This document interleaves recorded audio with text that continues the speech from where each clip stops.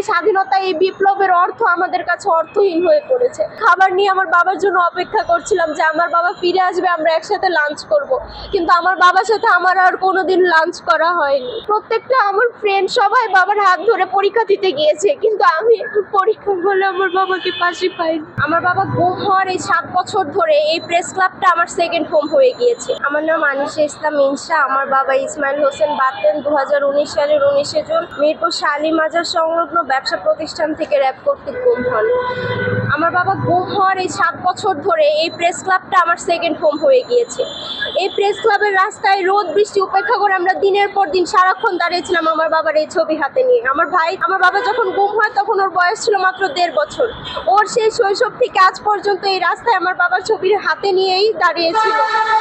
আমাদের খুবই আশাবাদী ছিলাম আমরা যে এই সরকার হাসিনার পতনের পরে আমরা অন্তর্বর্তী সরকারের আমলে আমার বাবার সন্ধান পাবো, আমার বাবা জীবিত নাকি মৃত সেটা আমরা জানতে পারবো, কিন্তু আজও আমার বাবার ছবি হাতে নিয়ে আমাদের দাঁড়িয়ে থাকতে হচ্ছে এবং আমার বাবার সন্ধান চেয়ে যাচ্ছি আমরা, কিন্তু আজও আমরা জানি না যে আমার বাবা জীবিত নাকি মৃত।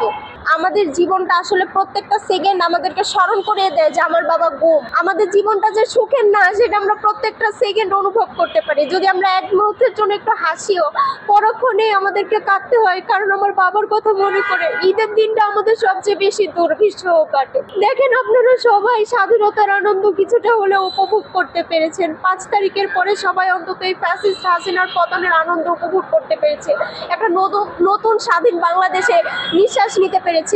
কিন্তু আমরা আসলে এই স্বাধীনতার আনন্দ বিন্দুমাত্র উপভোগ করতে পারিনি। আমরা এই স্বাধীনতাটা আমার বাবার হাত ধরে উপভোগ করতে চেয়েছিলাম, কিন্তু আজও আমরা আমার বাবার খোঁজ পাইনি। তাই আমরা এই স্বাধীনতা, এই বিপ্লবের অর্থ আমাদের কাছে অর্থহীন হয়ে পড়েছে।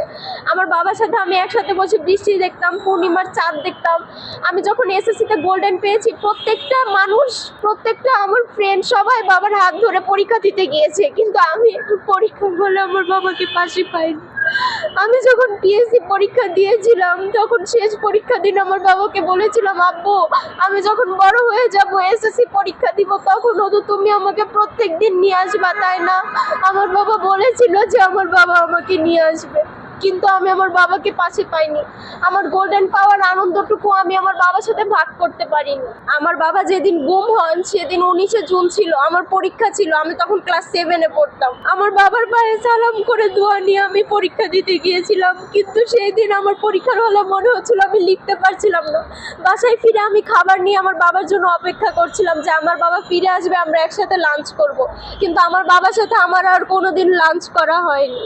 সেই দিন রাত থেকে আজ পর্যন্ত আমরা পুলিশ, র্যাব, ডিবি এমন কোনো জায়গা বাদ নেই যেখানে আমার বাবা সন্ধানে না গিয়েছি।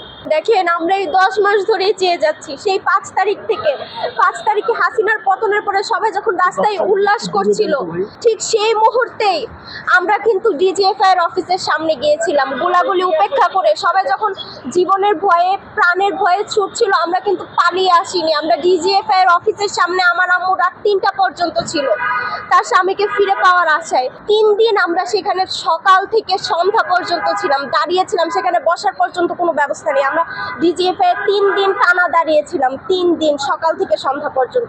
আমার বাবা আমার পরিবারের একমাত্র উপার্জনক্ষম ব্যক্তি ছিল। আমাদের পুরো পরিবারের মধ্যে 22 জন মানুষ, আমাদের সেই 22 জন মানুষের ভরণ পোষণ, একটা 5 টাকার কলম থেকে শুরু করে সবকিছু আমার আব্বুর দায়িত্ব ছিল, কারণ আমার 2 ফুপির হাজবেন্ড নেই, আমার চাচু মারা গিয়েছে, সবার দায়িত্ব আমাদের উপরে ছিল। আর আমার বাবা গুম হওয়ার পরে থেকে আমাদের সহ পরিবারের প্রত্যেকটা মানুষের জীবন অসহনীয় দুর্বিষহ জীবনযাপন কাটাচ্ছি আমরা।